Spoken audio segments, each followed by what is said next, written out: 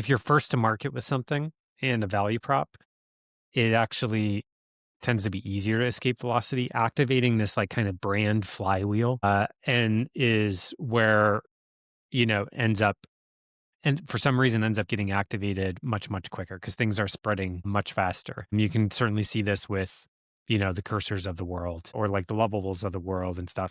But that doesn't mean that those are the best products for a given audience or a given use case.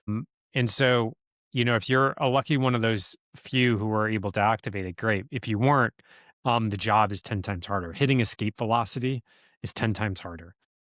And there's a few different reasons for this. I think one is just from, the competitive angles as you're not only competing against incumbents, you often tend to be competing with this, you know, why is this better than me doing this in ChatGPT, like in a lot of cases.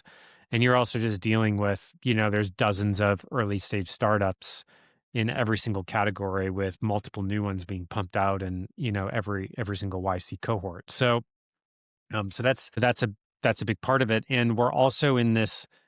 We're in the middle of this shift of behavior change, meaning, let's say I'm a startup, and I'm like, okay, I'm going to play where the incumbents aren't playing. I'm going to take, let's say, I was just going to take 100% bet on a distribution channel of ChatGPT apps, and I'm going to be the first to there and all that kind of stuff. Well, your speed of escape velocity is fundamentally limited by by other factors outside of your control, that have to do with that channel and how fast your audience is adopting that channel and all that kind of stuff.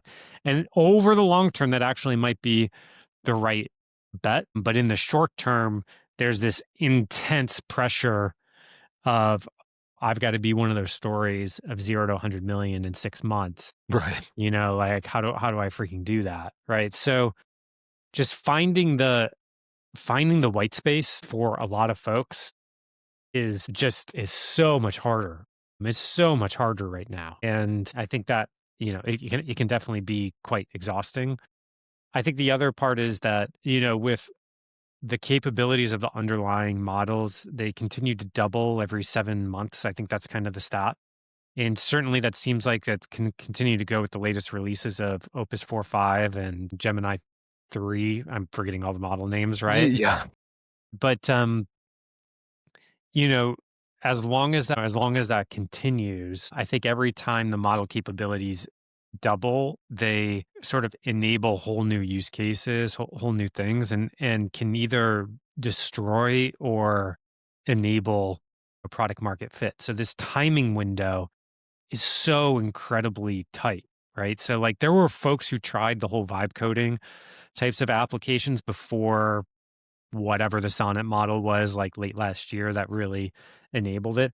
It just so happened, that Lovable and a couple others had just landed right around like this like plus or two minus month window Yeah. around that fundamentally new capability. And now, they're riding that curve. So just these once again, just finding these windows is both from a timing perspective and white space perspective. Oh my gosh, it's a really hard game right now.